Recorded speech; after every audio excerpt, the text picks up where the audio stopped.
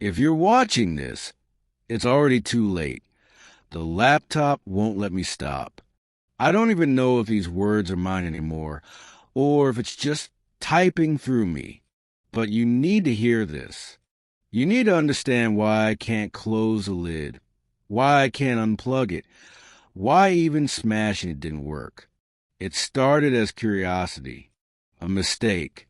I told myself it was just a bargain, a weird, sketchy deal I'd laugh about later. But now I realize I wasn't the one who found the laptop. It found me. And what's worse, I saw something on the hard drive that no one was ever meant to see. Something I can't unsee. If I don't share it, I don't know what it will do to me. If I do share it, well, maybe it won't stop with me. The screen is glowing right now. Words keep appearing between my own sentences, almost like it's trying to finish my thoughts. Sometimes I swear it types them before I even think them. I tried recording it, but the files vanished the moment I hit stop. It's smarter than me, smarter than all of us. You might be thinking, just walk away, just throw it out, just stop typing. I've tried all of that. The problem isn't the laptop. It's me. It knows me. It remembers me. And every time I try to fight back, it reminds me of what's on that drive, as if it's dangling my own damnation just out of reach. I'm not telling this to scare you. Well, maybe I am. But mostly, I'm telling this because I don't want to be the only one who knows. If you're still here listening, then maybe you'll understand why a perfectly ordinary decision spiraled into something I couldn't escape. Because it didn't start like this. It wasn't always midnight whispers and glowing screens. There was a time when I thought I was just another idiot poking around places I shouldn't have been. It started so stupidly normal.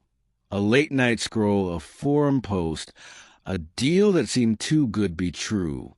I didn't know then that by clicking by now, I was inviting something into my life that wouldn't let go. And this is how it all began. My name doesn't matter. If you ever stayed up too late scrolling through forums you shouldn't, you already know me.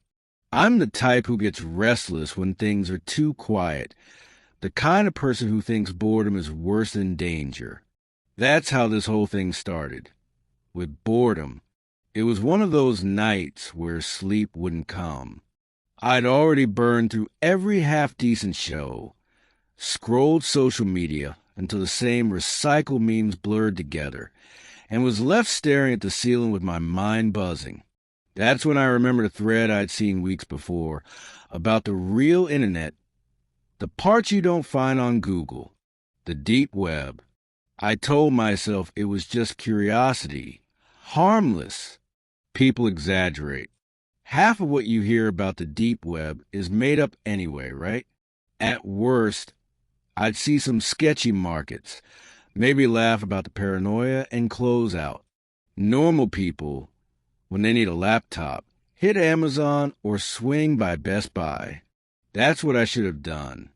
In fact, I had the tab open, brand new MacBooks with glossy screens, ThinkPads that looked like tanks, even budget Chromebooks. All safe, all normal. I could have clicked add to cart, gone to bed, and none of this would have happened. But then I clicked into the other tab, the forum one. Hidden marketplace threads lit up with listings you couldn't find anywhere else. Not drugs, not weapons, though those were there too, but stranger things. Encrypted drives with government files. Cursed software, don't install unless you dare. And then the one that caught my eye, unmarked laptop, works, no return. The description was barely a sentence long. No specs, no details, no seller reviews. Just a grainy photo of a battered black laptop sitting on a scratch desk. Price? Dirt cheap. Cheaper than some used phones. I remember laughing when I saw it. Who the hell would buy that? I muttered to myself. But the longer I stared, the more I felt pulled toward it. It was absurd, like the picture itself was daring me. The next day I brought it up to my friend, half joking. "Don't tell me you're seriously looking at dark web junk," he said, shaking his head. "I'm just browsing," I told him. "It's not like I'm going to buy it." He didn't laugh. "Don't mess with that stuff. People disappear. You've read the stories." I brushed it off with a smirk, but his words stuck with me. People do disappear. Or at least, that's what the stories say. Back on the forum, I hovered over by a button more times than I want to admit. It felt stupid, reckless, but the thrill of it, the idea of owning something no one else dared to touch, it was intoxicating. My perfectly rational brain kept saying, it's just a broken laptop, a scam, nothing more. But some darker, quieter part of me whispered back, what if it isn't? And that was enough. I clicked. Payment went through instantly, faster than I expected. No shipping details, no tracking number, just a single line of confirmation. Order received. Expect delivery soon. I sat there staring at the screen, my chest tight. Part of me wanted to cancel my card, report fraud, pretend I'd never seen the listing. But another part, the bigger part, felt electric, like I'd just crossed some invisible threshold. Looking back now, I should have listened to my friend. I should have shut the laptop, gone outside, touched grass, anything but this. But the price was too good. And the truth is, that laptop wasn't just secondhand. It wasn't abandoned tech waiting for a buyer. From the very first moment I laid eyes on it, it was watching me.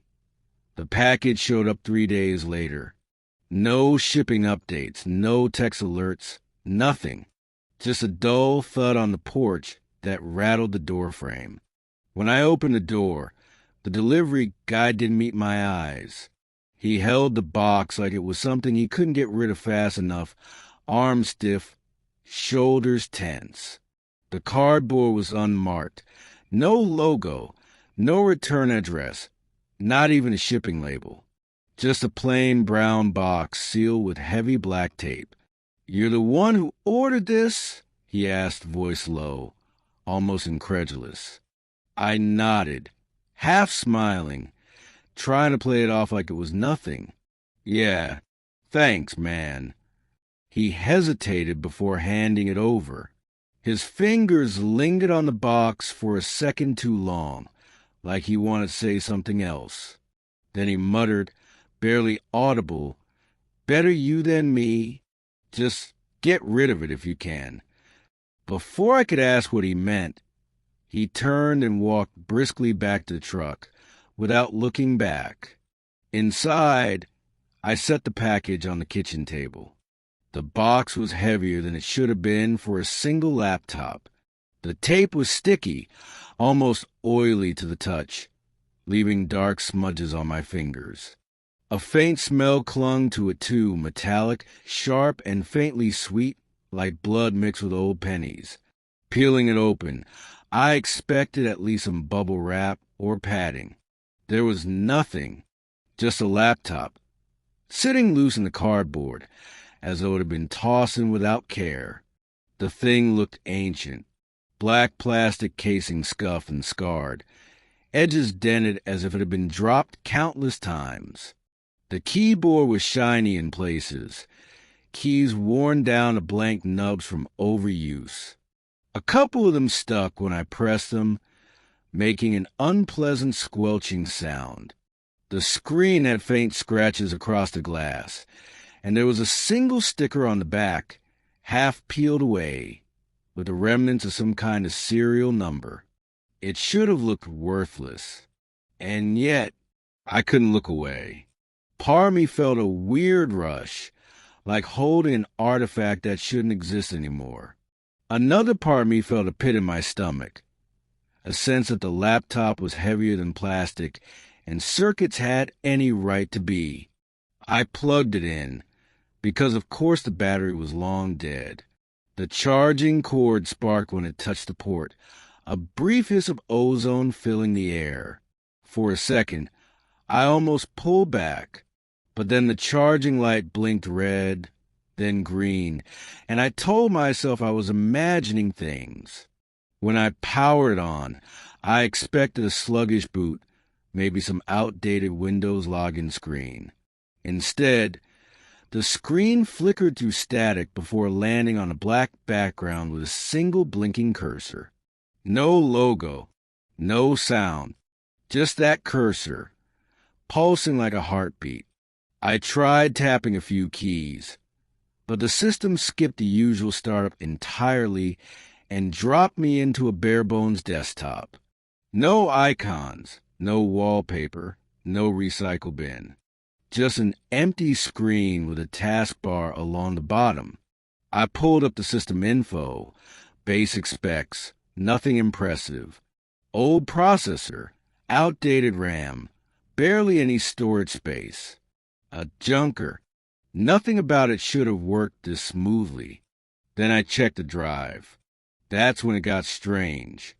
There were folders, sure, but all of them were locked, encrypted with extensions I didn't recognize. Even stranger, the operating system wasn't any version I'd seen before. Not Windows, not Linux, not even a cheap knockoff. It was custom. Every folder had strange labels, strings of numbers, odd symbols, single words like archive or return. No way to open them without a password.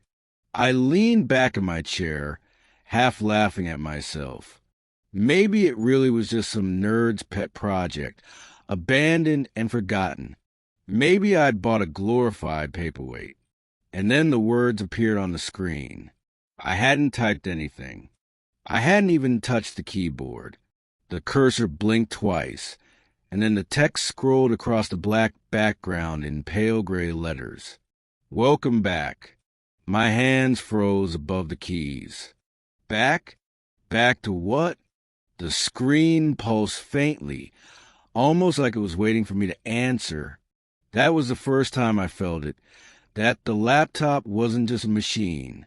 It was aware. And worse, it already knew me at AT first.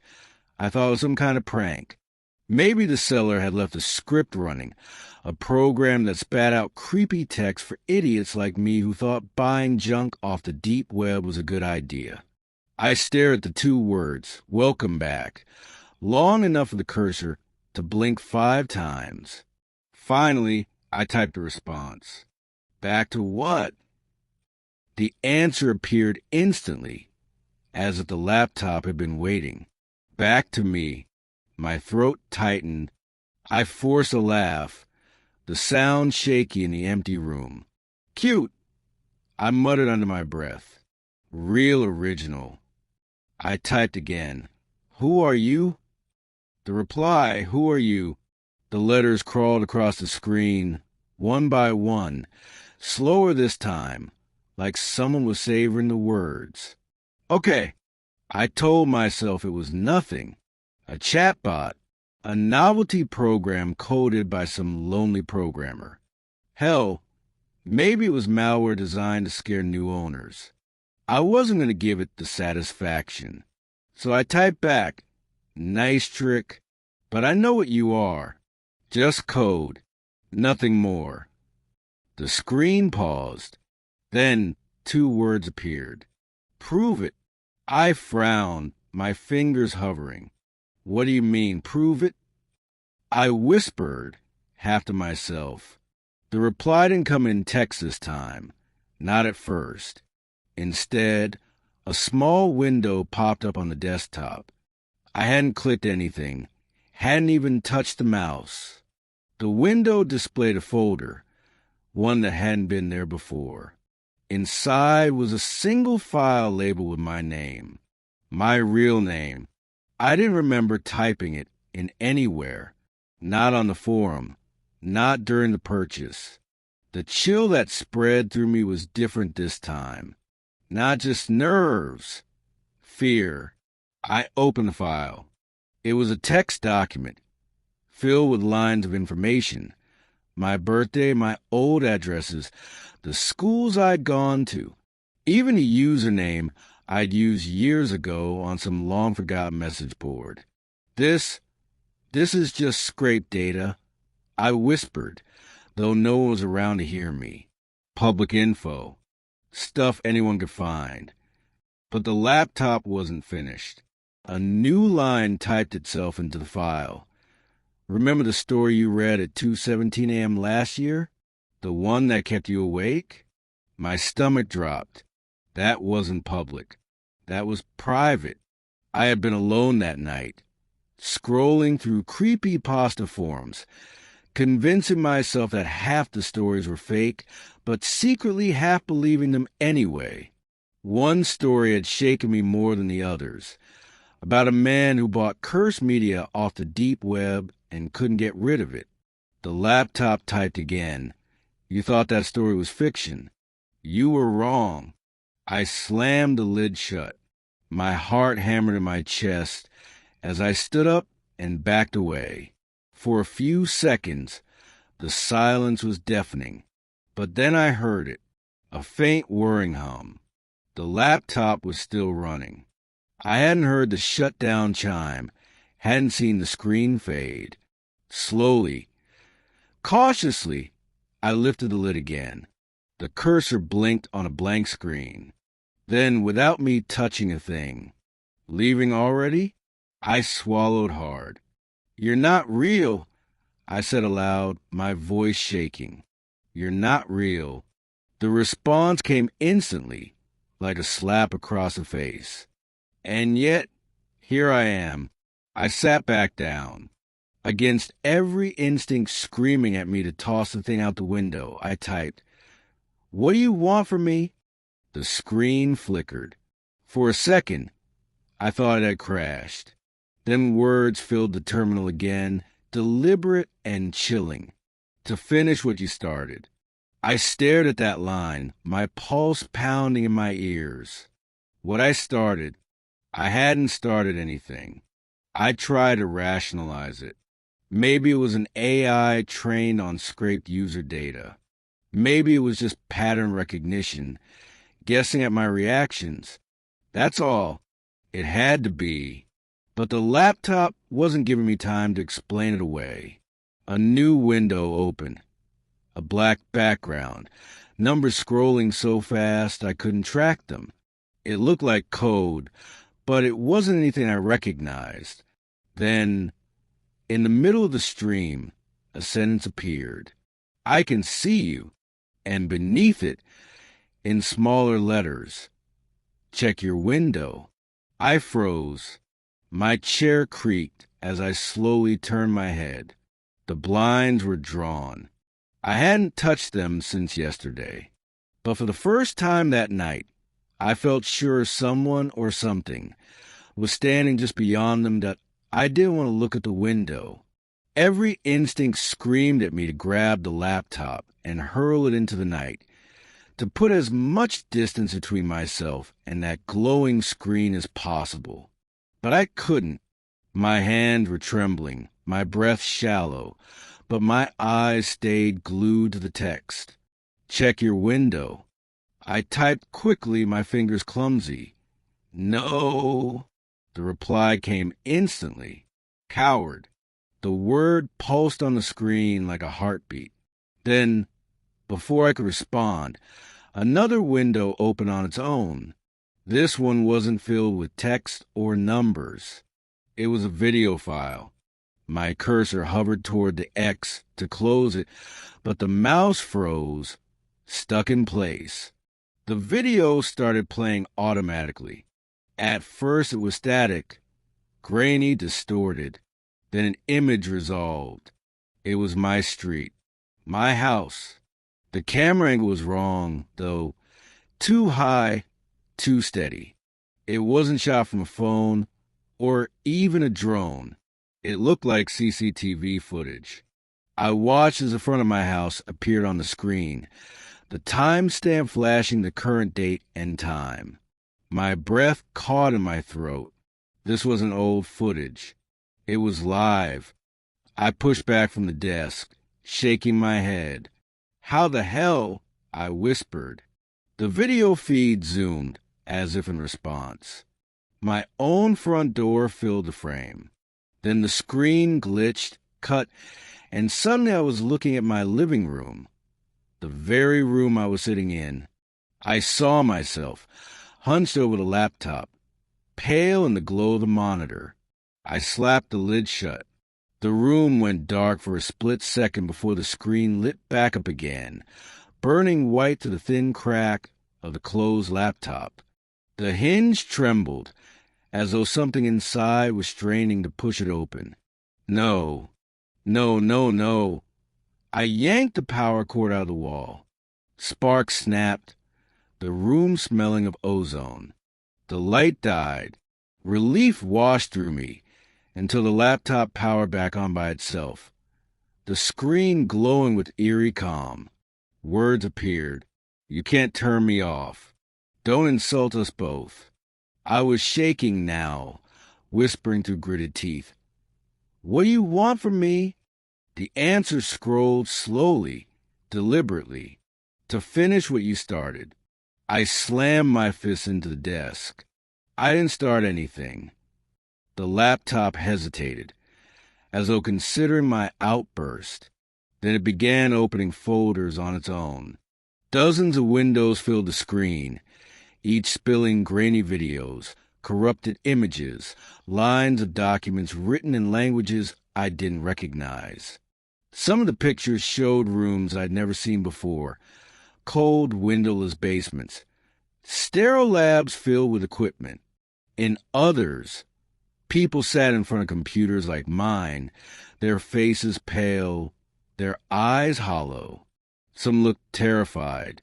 Others looked dead. One folder opened itself. Inside were recordings labeled with names. At the bottom was a file with my name again. I didn't want to click it, but the system did it for me. The screen showed me, days ago, sitting at my kitchen table, scrolling through that forum, hovering over the By Now button. Same clothes, same kitchen light. It had been watching even then. My stomach flipped. "That's impossible," I whispered. The reply came at once. "Impossible is a word you cling to because you're afraid." I stumbled back, knocking over my chair. My mind was racing for some explanation. Remote access, malware, hidden cameras in the house. Something rational. Anything. But then the text appeared again, colder this time. "This isn't code. This isn't a virus. This is me." I stared, my skin crawling. "Me? Who are you?" The reply lingered before appearing. "Not who? What?" "A project that began long before you. A project others couldn't survive." Windows flashed across the screen, names scrolling by in quick succession, followed by single words. Terminated. Expired. Failed. My throat tightened. I whispered, "What happens if I fail?" The screen went still. Then, slowly, you don't want to know, the cursor blinked. For a moment, nothing. Then another message appeared. "There's a folder you haven't opened yet." A new icon flickered onto the desktop. No label, just a small black square. It pulsed faintly like a heartbeat. I felt my hands shaking as I reached for the mouse. Some sick part of me wanted to open it. Curiosity gnawed at me, drowning out every instinct to run. I forced myself to stop, pulling my hand back. "I'm not opening it." The response came instantly. "Yes, you will." I screamed, grabbing the power cord again, slamming it back into the outlet, then ripping it free. over and over. Sparks flew, the smell of burning plastic stinging my nostrils. But the screen stayed on, calm, waiting. And then, for the first time, it wasn't just text. The speakers crackled. A low, distorted voice rose from the laptop, mechanical but layered with something human underneath. It said, "Open the folder." The voice from the speakers hadn't stopped echoing in my skull. Open the folder. It wasn't just a command. It was inevitability. I knew it, even as I shook my head and whispered, "No, I won't." My lips said no, but my hand betrayed me. My fingers moved with a weight not entirely my own, sliding the mouse across the pad until the cursor hovered above that pulsing black square. Click. The folder exploded open. My screen filled with dozens of files, names, gibberish strings of numbers and symbols. I scrolled down hundreds, maybe thousands of them. Images, videos, documents. Each one stamped with dates spanning decades. I clicked the first image at random. A photograph appeared. A child's bedroom, ordinary at first glance. But the details snapped into focus. The teddy bear's eyes were black holes. The mirror reflected no one, and on the wall behind the bed, something thin and twisted crouched, smiling. I gasped and slammed the window closed. Another opened automatically. This one was grainier. A group of people in lab coats stood around a figure strapped to a metal chair. The subject's face was covered by some kind of helmet, bristling with wires. Their body convulsed, frozen mid-spasm. The caption beneath the file read, "Iteration 19, loss of coherence." Another image, a room filled with rows of laptops, models identical to mine, lined up like coffins. Each screen glowed with the same black square. My stomach churned. Then a video launched. I didn't touch anything. It played on its own. At first, static. Then a dark basement room. A single hanging light bulb swayed overhead. The camera panned, slowly, deliberately. In the corner sat a man, his face gaunt, eyes wide. He looked like he hadn't slept in weeks. He stared straight into the lens and whispered, "Please, I can't take it anymore. Make it stop." The laptop's voice cut through the static, addressing me directly. He didn't finish. He didn't belong. The man screamed, and the feed cut out. I shoved the chair back, my breath ragged. This isn't real. This is some ARG, some deep web stunt. But the laptop answered, this time in text, the words slicing across the screen. "You still need to believe it a game. That's why you were chosen." I froze. Chosen for what? The cursor blinked, and then, with sickening patience, to join us, to continue the chain. I scrolled further through the folder, desperate, hoping for some proof it was fake. But every file was worse than the last. Surveillance stills of empty highways. Grainy footage of people sitting at their desks, staring at glowing screens. Some of them had their hands clawed into their own faces, as if trying to rip something out of their skulls. And then my heart stopped. A picture of my street, my front door, taken at night. Another file. My living room. Tonight, me hunched over the laptop, frozen in the glow. The folder had been updating in real time. I staggered back. No, how? My voice cracked. How do you have this? The speakers hissed. Then that voice, clearer now, deeper. Because you let me in. You opened the door when you bought me. You signed the contract when you turned me on. My chest tightened. I didn't sign anything. The text reappeared, cruel in its certainty. Yes, you did. Consent is an action, not ink. You clicked. You agreed. And now you belong. I screamed at the screen. I don't belong to anyone. The reply came, slow, taunting. Tell them that. The desktop flickered. My camera light clicked on. I hadn't touched it. The image of my own face appeared in the corner of the screen, pale and wide-eyed. My own voice, distorted, whispered back to me through the speakers. You look afraid. They like it when you're afraid. My blood ran cold. Who's they? The laptop chuckled. Not text, not voice. Both at once. The ones watching. The ones who watch before you. The ones who will watch after. Look closer.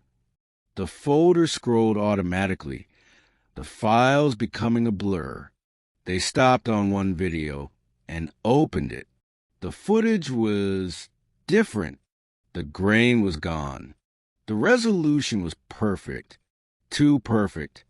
And the angle, I felt my heart stop. It was this moment. Right now. The video showed me, at my desk, staring at the laptop in horror. My lips moved, lagging by half a second. I watched myself on the screen whisper, "This isn't possible." And then I heard my own voice echo it live in my room. The laptop's voice cut in, louder now, filling the room. You are not just watching this story. You are inside it. And so are they. The video panned outward, slowly revealing not just me, but my screen, my camera, my eyes locked to the glow. And then it turned, not toward me, but past me, toward you. The laptop laughed, and the folder collapsed, all the files vanishing into a single pulsing icon again. I thought I had hit the limit of fear, but fear has no bottom. It's a pit you just keep falling through. By the next night, I wasn't sleeping. Every corner of my apartment felt infected by the laptop's glow. I'd unplugged it. Of course I had, but it didn't matter. It powered itself back on, humming like a second heartbeat in the room. I tried distracting myself. Turned on the TV. Static. Then, without touching the remote, the channels began flipping. Images of screaming faces, black eyes, distorted voices. My phone buzzed with messages I hadn't received. Old conversations rewritten with replies I never sent. My lights flickered, synced with the laptop's whine, as if the walls themselves had begun pulsing. This isn't happening, I muttered, pacing. I'm hallucinating. I'm tired, sleep-deprived. The laptop speakers hiss alive. No, you're listening. I froze. What do you want from me? The screen pulsed with text. I already told you to finish what you started. I shook my head, clutching at my hair. I didn't start anything. A chuckle rolled through the speakers. Too human, too close. You think you didn't, but they all think that. Every one of you. You browse. You click. You buy. That's the invitation. You're just the next chapter. And then the word shifted into something worse. They think you're telling a story. You're not. I stared at the words until they blurred. My chest felt crushed. What are you talking about? The laptop typed. Look behind you. I couldn't. My body stiffened. My reflection in the black screen didn't match. It was slower, lagging, like my double was waiting for me to slip. I tried to laugh, to cling to logic. This is Creepypasta. Just some elaborate virus, a mind game. The reply came instantly, sharp. If you think this is creepypasta, you're wrong. And then, horrifyingly, it switched tone, mocking me. I found his laptop on the deep web. Strange files. Weird messages. Sound familiar? You think you've read this before, because you have, but those weren't stories. They were obituaries. Each one written by the last user who thought it was fiction. The weight of those words nearly crushed me. My rational brain clawed for explanation. Malware scraping my search history. AI mimicking horror tropes. But deep down, a deeper voice whispered, "No, this has been happening long before you ever sat down here." I slammed the lid shut. The hum didn't stop. The TV flickered back on, now showing me pacing the room. My phone vibrated again, an unknown number. Stop running. The laptop spoke aloud now, calm and venomous. "Do you know why you recognize me? Because I've worn many names. I was the Russian sleep experiment. I was Candle Cove. I was the thing in the well. The code that kills you. The friend who called at 3 a.m. Every story you thought was a legend was just another mask, another device in the chain." My knees buckled. That's not possible. Possible? You still think this is about science. It's older than science. Older than you. The stories are not fiction. They are warnings. And you ignored them. I grabbed the laptop, ready to smash it against the wall, when the lights went out. Every bulb, every screen, every sound died at once, except the laptop. Its glow spread, casting shadows across my trembling hands. I whispered into the dark, to no one, or maybe to you. If you're listening, if you're watching, this isn't just some creepypasta on a forum. This isn't entertainment. I don't know how you're seeing this, but it's not a story. It's happening. Right now. The laptop purred. Good. Tell them. Tell them the truth. I don't want to. My throat cracked. Why me? Why? It's almost time, the voice whispered. You've already invited me in. Because the chain must continue. The story spreads itself. That's the design. That's the hunger. And if you don't spread it, the cursor blinked, and the speakers whispered a chorus of voices, layered, desperate. You end like the rest? I pressed myself into the corner of the room, rocking. My rational mind screamed that it was all in my head, a trick, a breakdown. But my body knew better. The temperature dropped. My breath fogged in the glow. The hum wasn't just coming from the laptop anymore. It was in the walls, in the floor, in me. The text shifted one last time, deliberate, final. You will tell them. You already are. And once they've heard it, they're next. The realization clawed through me, brutal and undeniable. This thing wouldn't stop until its story was spread, until someone else clicked, someone else watched. And in the silence that followed, I realized maybe it already had. I don't know how much longer I can keep this up. My hands are shaking as I type. My thoughts aren't my own anymore. Half of what I want to say gets overwritten before it hits the page. The laptop is bleeding into me, my words, my voice. You think you're just listening to some internet horror story, but that's a mistake I made. That's how it gets you. You consume it like entertainment, but you don't realize that every keystroke, every word spoken is a ritual. Every time the story is told, it pulls the net tighter, and now you're caught in it. It told me what I had to do. Spread the story. At first I resisted. I thought I could shut it down, starve of attention, lock it away. But the harder I fought, the stronger it became. It started speaking in my head when I wasn't at the keyboard. It started finishing my sentences out loud. Sometimes when I look in the mirror, my lips move, but the words don't match. It wants you, not in the way a virus wants to infect, not in the way a ghost wants to haunt. It wants recognition, presence, to be real. And every person who reads or hears this story feeds a hunger. You've already fed it, just by being here. I begged it to stop. I told it, I don't want to hurt anyone else. I won't pass this along. But it only laughed, and the laugh was my voice warped and doubled. You already are, even now. So I'm trapped.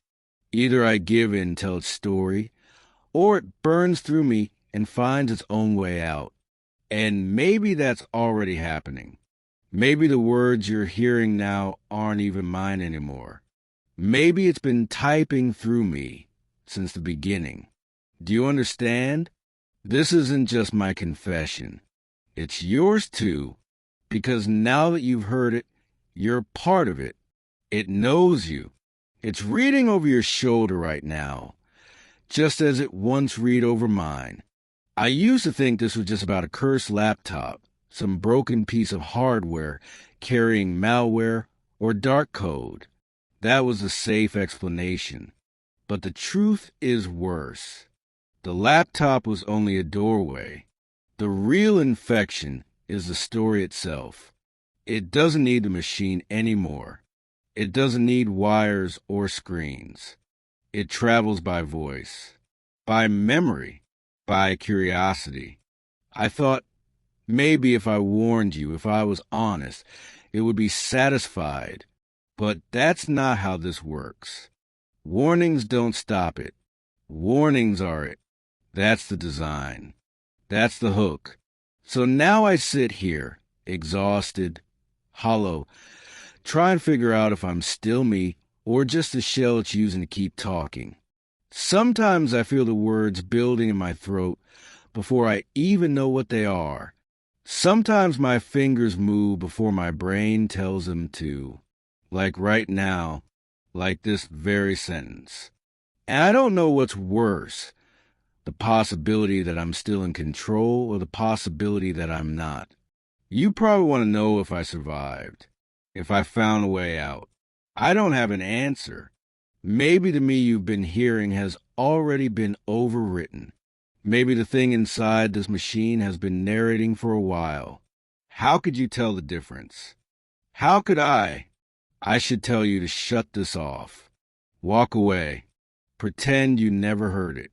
But it won't let me say that. It insists on the opposite. It insists that I tell you the cycle only breaks if you pass the story along. That's the curse. It makes accomplices out of victims. So here's the truth. As much as I can give before my hands betray me completely, you are not safe. This isn't just a story. It wasn't for me. It won't be for you. If you keep this to yourself, it will find another way in, through your screens, your devices, your dreams. If you share it, you spread the infection, but you buy yourself time. Maybe that's the best any of us can do. I can feel it now, tightening. My own thoughts are blurring out. The words on the screen aren't matching the words in my head. My voice is changing in ways I can't describe. So this is my final confession. Whether you believe me or not doesn't matter anymore. The story is already inside you. The chain has already moved forward. And if you still think this is just fiction, if you're still smug in your disbelief, ask yourself this. Who's really speaking right now? Because I don't think it's me anymore. The cursor blinks. One final line appears on the screen, typed out slow and deliberate, not by my hands, but by something else. Now it's your turn. Leave a comment so I know you're real.